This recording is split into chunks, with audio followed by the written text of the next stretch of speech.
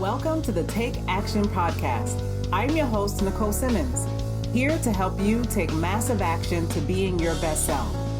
Many people don't believe in their own potential and don't always have the courage to change their situation. Join me and other guests as we give you practical ways to releasing your potential so that you can be your best self. Now let's stop playing and take action. What's up, y'all? It's Nicole here, and I have an amazing episode for you today. I have a very special guest.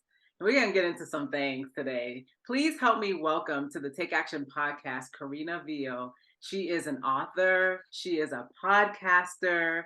She is an educator, and she really has used her books as an author to really journal and reflect and practice mindfulness. And she does that through her books. It comes across very, very clearly. And she spent some of her most vulnerable moments with her readers and sharing her life's experiences through her books. So we're going to talk about one of her books today a little bit and dive into what it means to be self-reflective, especially when you have those negative, not so good feeling relationships, them bad breakups. So we're going to get into it today. So help me welcome Karina to the Take Action Podcast show. Hello, Karina. Hi, Nicole. So good to see you again. I know it has been a long time, hasn't Yes. it? It feels like it's been a long time, but thank Yes. you so much for coming on the show and for being willing to share with us your story, and how you have kind of navigated your own path of freedom and using the books that you write and self-reflection and journaling and all the things. And so I want to jump right into it because I want to hear everything that you have to say today. So can you tell us is there anything else that you would like to share about yourself with the audience before we jump in? I'm a friend, I'm a sister, I'm a daughter. I am a human being trying to navigate this world as best as possible with the time that I have in the Yeah. world of the living. So I'm trying to do my best.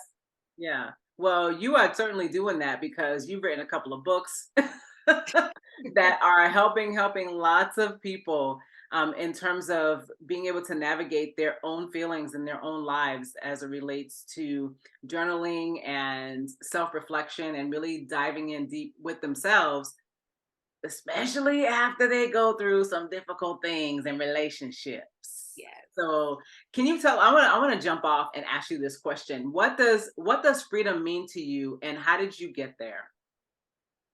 Oh my God. We only got 30 minutes. What does I freedom mean to know. me?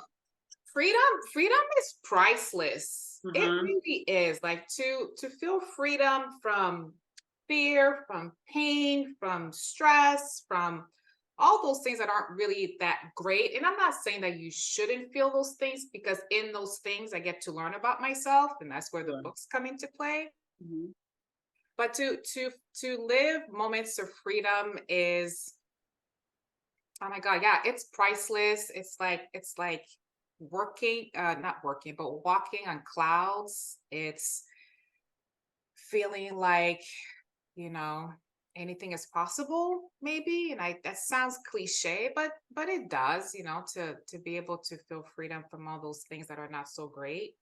Mhm. Leaves room for other things maybe that I want to explore or get into that I'm probably not as able to do when I'm feeling stressed or fearful or all those other things. But yeah, feeling freedom is I mean, it brings a smile on my face just saying the word itself. So Yes, and to see you in this place, right?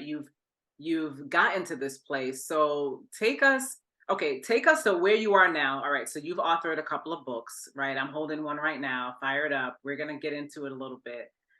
So you're there, right? You're in this place of freedom. You've used your books to really explore that.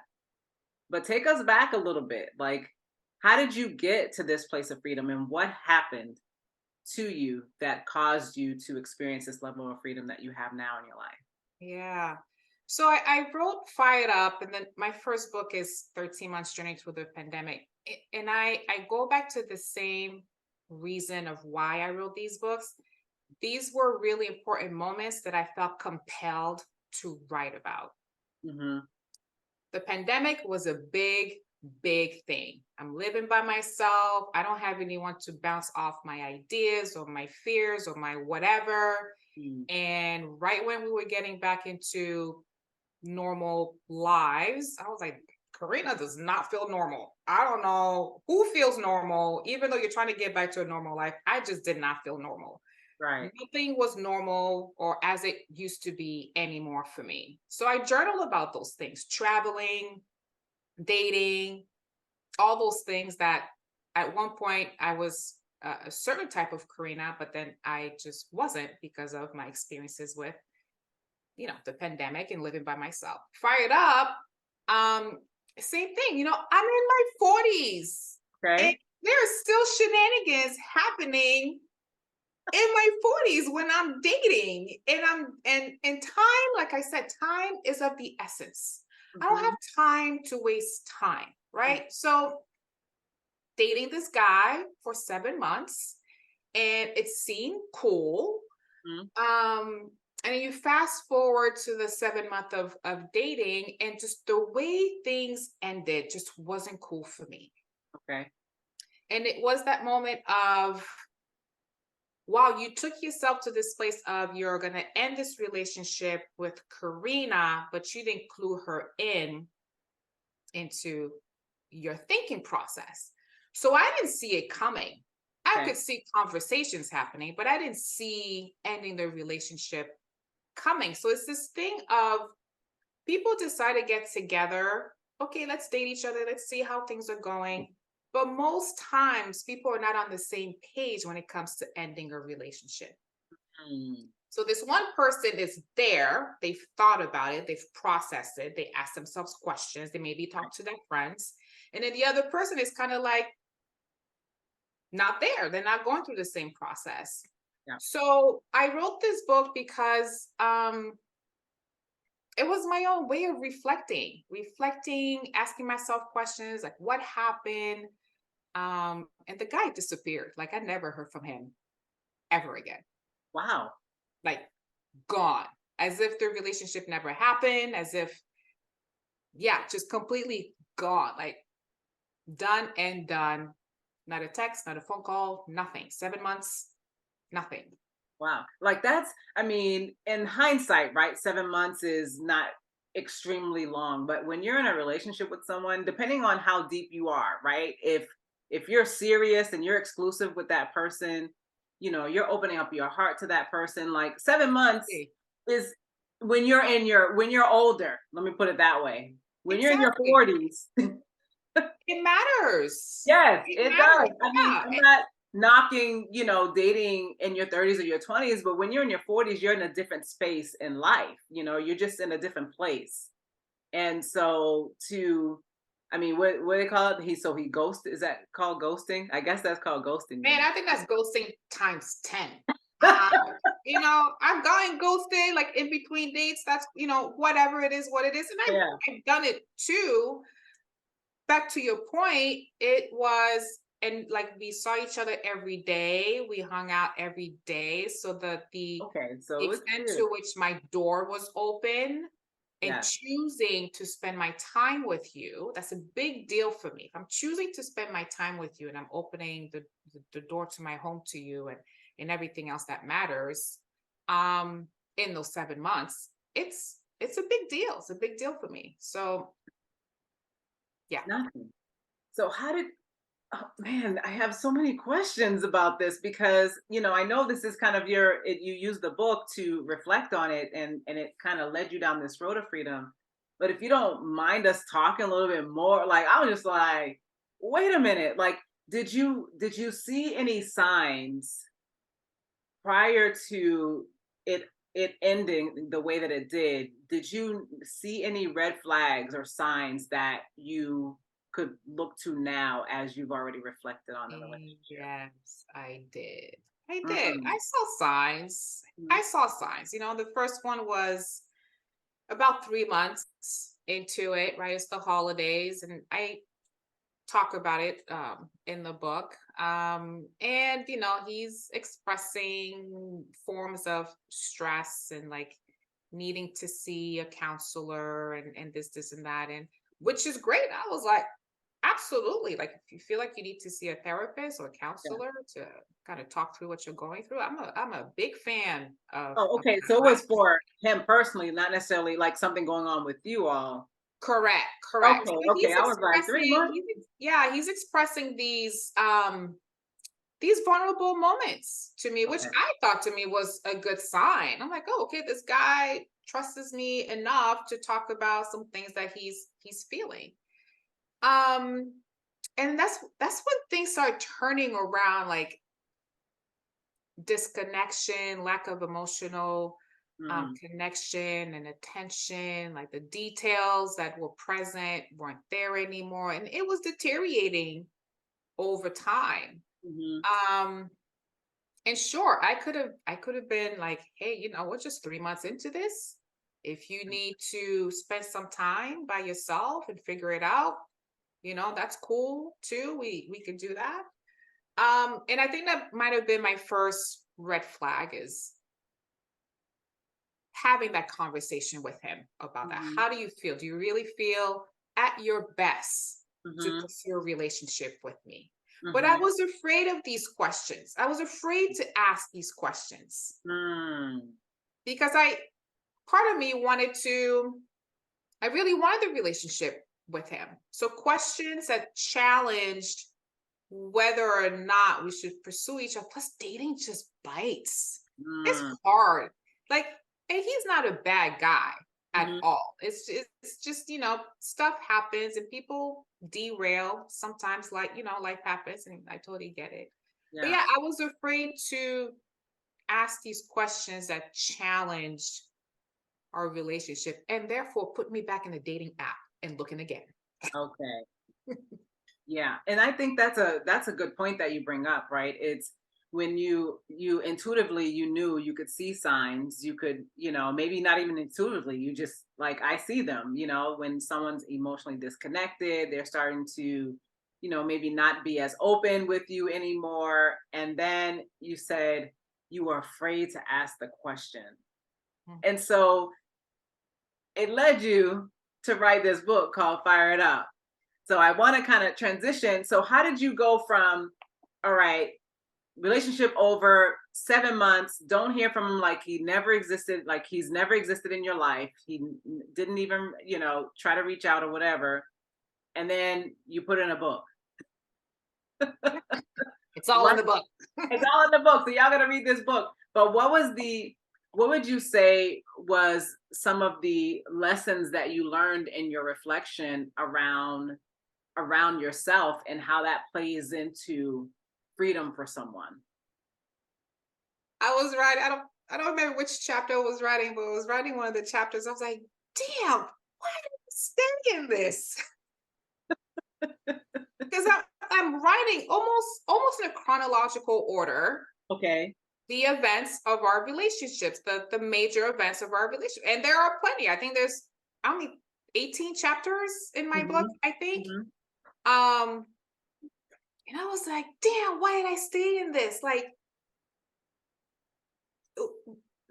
desperation is not the word. It's I knew at a certain point I should have probably stepped back and Mhm. just let him be with Mhm. the things he was sharing with me. And they became frequent. Like stuff happening in his life Yeah. was almost every other day. Like Something was walking happening. drama. Just like stuff. And I'm like, damn, how's he handling all of that? That's a lot.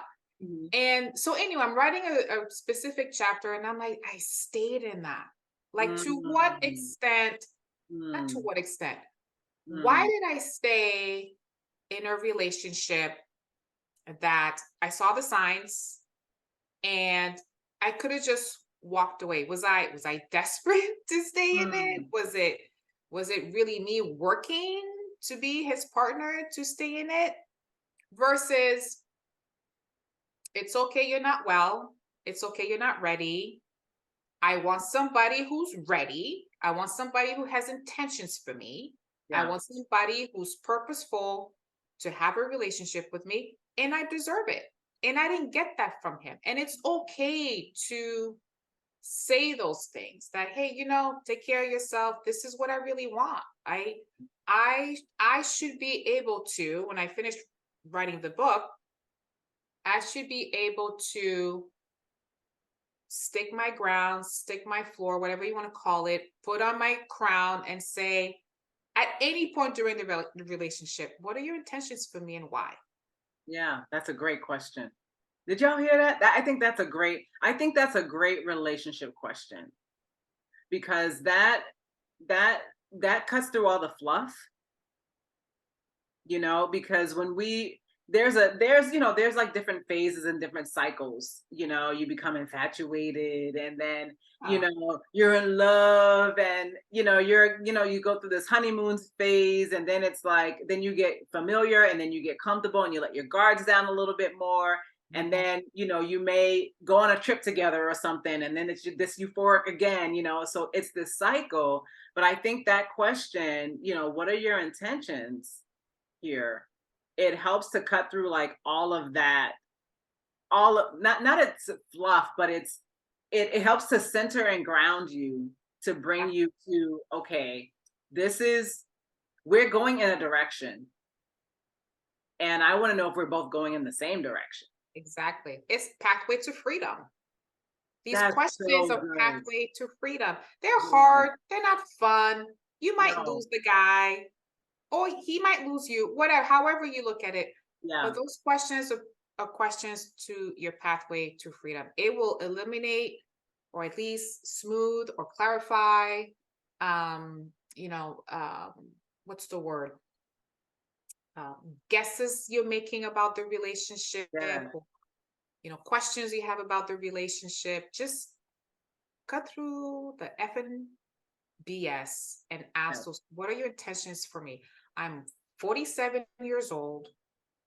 What are your intentions? Yes. And it's, I think that it works in a dating relationship, it works in a marriage relationship. Like, that question is not a question that is becomes obsolete when when you take the relationship to the next level, and a deeper commitment, in marriage. It's the same thing, it becomes, there are a lot more stakes, to answer that question. What are your intentions for me? I love that you thought of that. And when you asking him that question, let me ask you, did you think, wow, what are my intentions for this person? And were you able to communicate that? So I didn't ask. That was my revelation. That question of like, what are your intentions for me? That's part of my last chapter of my book. Like, I Okay. think it's called Onward. So Yes. this is Yeah. me. The last chapter is my plan moving forward. Yeah. It's, I want to be treated as a queen. You got to prove that you are worthy to come into my castle. Maybe I hope to build something with you. And with that comes, I want to know your intentions for me. Mm-hmm. And I want to be able to express my intentions for you too. Like, it's not just the guy doing that Right. work, it's the woman doing that work. Now, in this relationship, before we broke up, I show my intentions by through service. You Okay. come to my house, I serve you food, serve you wine, coffee, whatever. I make you feel comfortable. I'm thoughtful about what you're going through. That's how I show my intentions and my commitment that I want to learn more about you. I want to be part of your world, and I would like to enter your world, and I'm letting you enter my world Mm-hmm. too. So I demonstrated my intentions toward him, but Hmm. we never really asked that question, like, what are our intentions? And that's part of the book too, is check-ins. Yes. Are we cool? We've been dating for 3 months. Should we check in? Are you good? Are you still feeling me? Am I still feeling you? Do we want to pursue each other? 5, 6 month maybe, Mm-hmm. another check-in. Yes. And I don't know how many times it should happen. I don't know. But I think a check-in is healthy to see where people are at, especially if you're wondering something. Like, Yeah. yeah, I've been observing XYZ over the last couple of weeks. Let's just do a check-in, see Mhm. where we're at. And I think I mean, that's the communication skills, right? It's being able to have that level of communication with each other, right? Because these practices are for relationships, period. Period. Yeah. You know, Yeah. whether you are dating, whether you're engaged, whether you're married, like check-ins are important. Being Yeah. able to do that, and because I like how you use the word, intentions. What are your intentions for me? And I think sometimes, and you tell me what your thoughts are, is that we have different intentions, and sometimes we our behaviors may not always match how we really are thinking about it, and so that's why it's important to talk about what are Yeah. your intentions, because you said, you would outwardly express your intentions, but we never asked the question. Yeah. Yeah. So I mean, what do you think about that in terms of being able to, like, people demonstrating intentions differently and might be thinking something else? I think it happens, right? Yeah. Maybe because we're in a routine. We're like rabbits. We wake up, we get dressed, we go to work, maybe we exercise, we come home, we have dinner, boom, next day, Groundhog's Day. Right. So it's I think yeah, it's easy for us to say I have intentions for you and they are true and they are real, but everyday life things might separate what we say from how we act, the intentions we say we have for this person. Yeah. It happens. And that doesn't make you a bad person. It doesn't. No. It's just that, hey, maybe we go on a weekend getaway so we can get out of these same four walls and rejuvenate ourselves by doing something fun somewhere else and reconnect. Right. Or it's you're not having pasta on Tuesday night or Taco Tuesday on Tuesday night. You're having steak and salad. So you're changing things up, and that's the way to reconnect. So um it happens, and we have to be intentional on Mhm. how we can be on expressing and demonstrating the intentions we have for our partner. Yeah. And I and it becomes a check-in for yourself too. yeah. Like, journaling has changed for me, especially after these two books I wrote, Hmm. where I'm not writing so much about the other person and what the relationship is. Like, I do to a certain extent. I write more about a check-in for myself. Oh, Like, that's good. oh, this happened between me and so and so. How do I Uh-huh. feel about that? Let me check in with myself about that Yeah. and write about that. And maybe that leads me to a conversation with him. That is so, I love that. So let's transition to that, because this is what being fired up is all about, right? Being able to you were reflective of what happened in the relationship, but these check-ins with yourself, and now being able to look back and say, hey, this is where I was, this is what happened. Now moving forward, and you have a chapter that in here that says onward, and then the other chapter that says I'm fired up going forward. So what would be some of your tips that you could share with us, of how we can check in with ourselves and better self-reflect so that we can show up differently in our relationships? Yeah, I mean, checking in with yourself, at least for me, I'll speak from an I perspective. Checking with myself is spending time with myself. Hmm. So he's not around, my friends are not around. I'm sitting on my couch, drinking my coffee, whatever. And I can do a mental note of checking in with myself with a date I just had, or the kind of relationship that I want, or the kind of relationship I don't want, or the one that I deserve. I can write about it, I can exercise about it. Um, at a certain point in your life, you got to ask yourself hard questions. You just have to. And you might not like it at first. I am in my feelings. I carry your feelings with me. Most times I attend to your needs before my needs. Mm. So I need to find a balance of my needs are just as important as yours. Right. Sometimes my needs might be more important than yours Mm-hmm. for XY reasons. Mm-hmm. So yeah, finding a balance.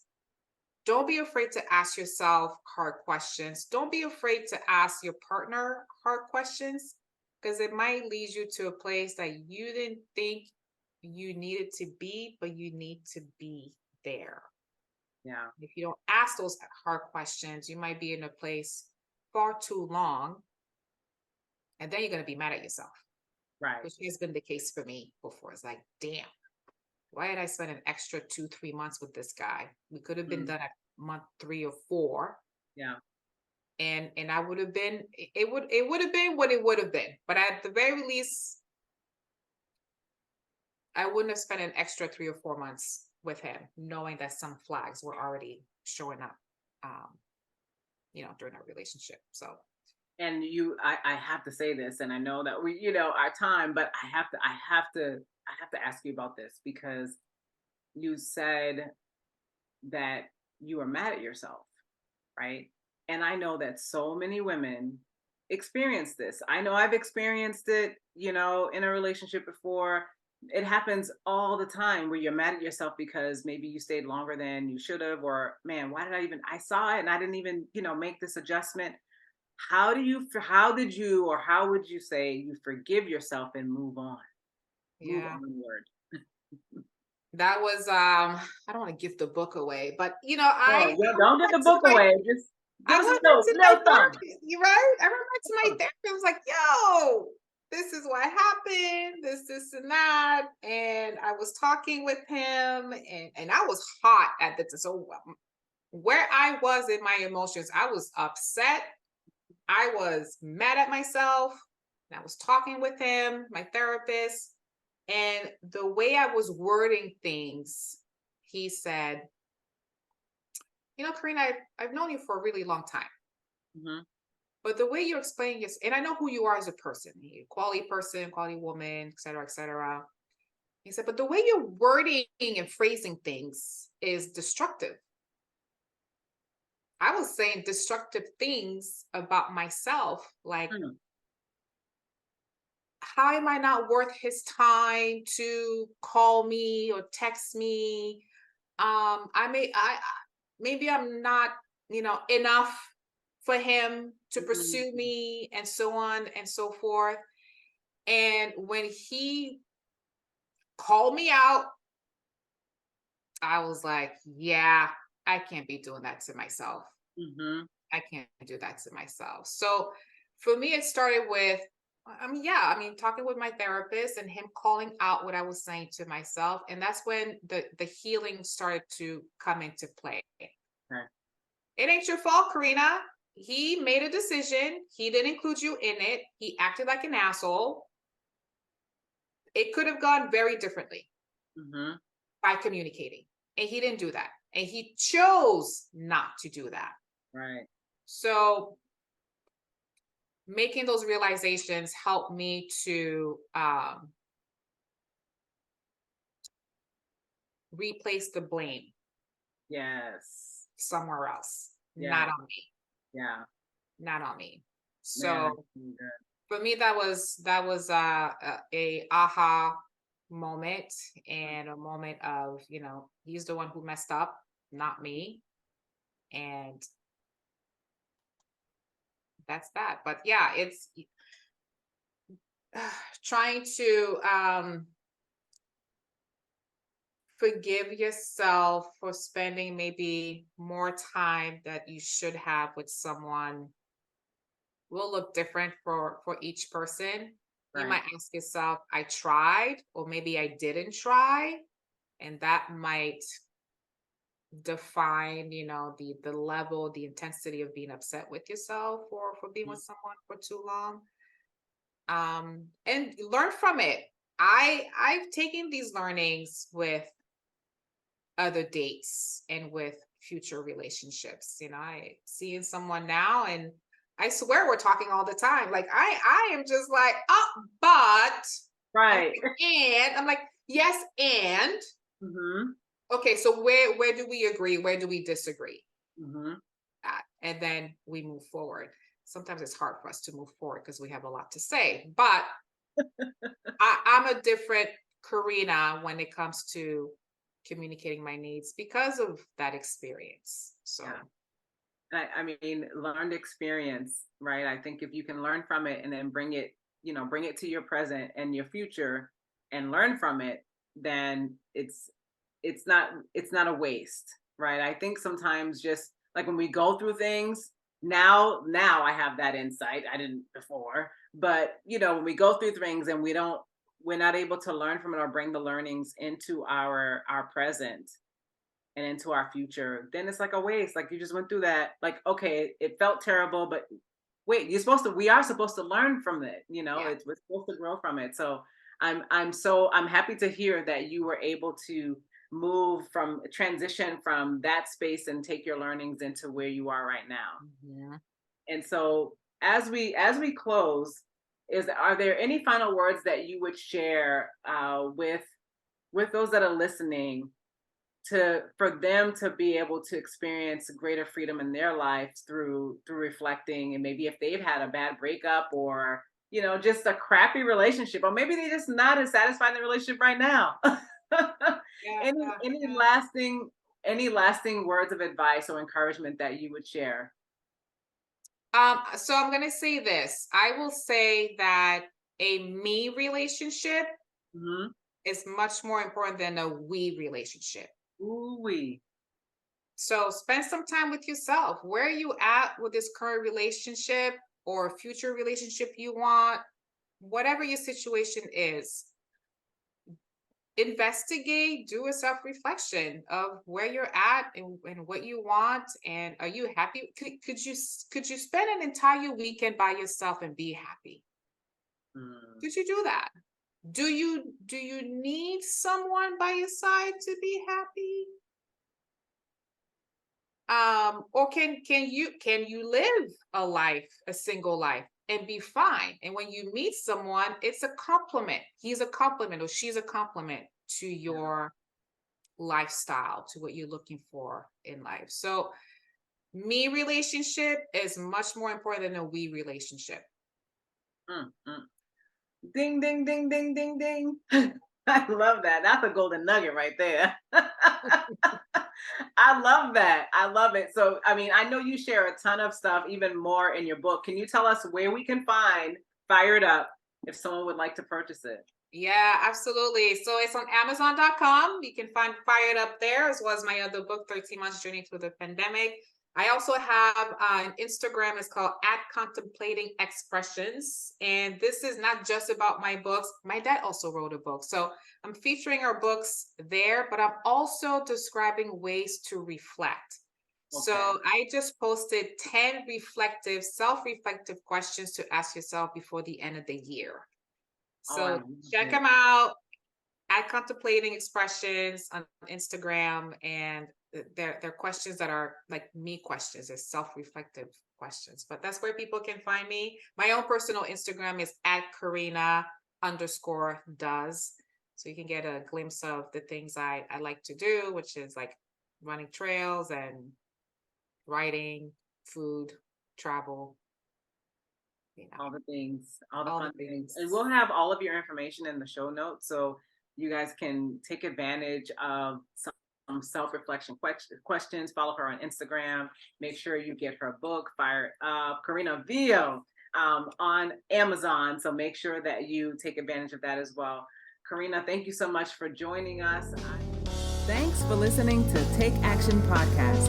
I truly hope you were inspired to take massive action to being your best self. If this resonated with you, be sure to subscribe so you don't miss a beat. And write a review so we can share this message with as many people as possible. Head over to my hub, NicoleSimmonsLeadership.com, for more powerful resources to help you release your potential. Make today count. Take action.